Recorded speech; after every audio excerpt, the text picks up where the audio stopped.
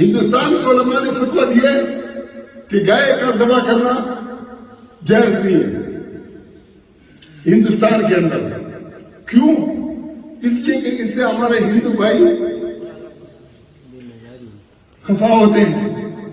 میں کہتا ہوں کہ آپ ہندوستان کی بات کرتے ہو، ہم پاکستان میں بھی گائے کے ذبح پر پابندی لگا دیں گے، کوئی مسئلہ نہیں ہے.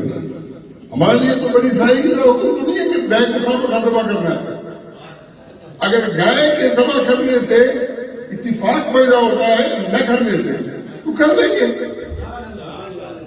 اگر تم کہتے ہو کہ آدم علیہ السلام بھگوان تھے، ہم تمہارے پر کوئی جبر نہیں کریں گے، کیونکہ ہمارے قرآن کے اندر لکھا ہوا ہے کہ آدم کو تمام فرشتوں نے سجدہ کیا مگر ابلیس نے نہیں کیا. بھگوان کا اگر یہ تصور ہے کوئی مسئلہ نہیں ہے.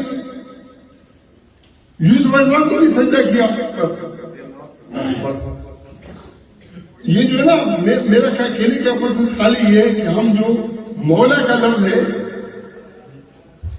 جب تک میں مولانا کا لفظ نہیں بولوں نا تو مولانا ناراض ہوگا. تو علی المولا یہ کوئی ایسی بڑی بات نہیں ہے.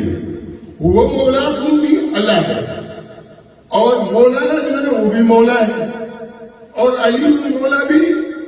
تو اس میں کوئی ایسی تضاد والی بات نہیں ہے کہ جس پہ آدمی شرک کے، کفر کے اور بہت بڑے بڑے اختلافات کے فتوے لگائے. ٹائم کم ہے کہ انشاءاللہ آخر الحمدللہ.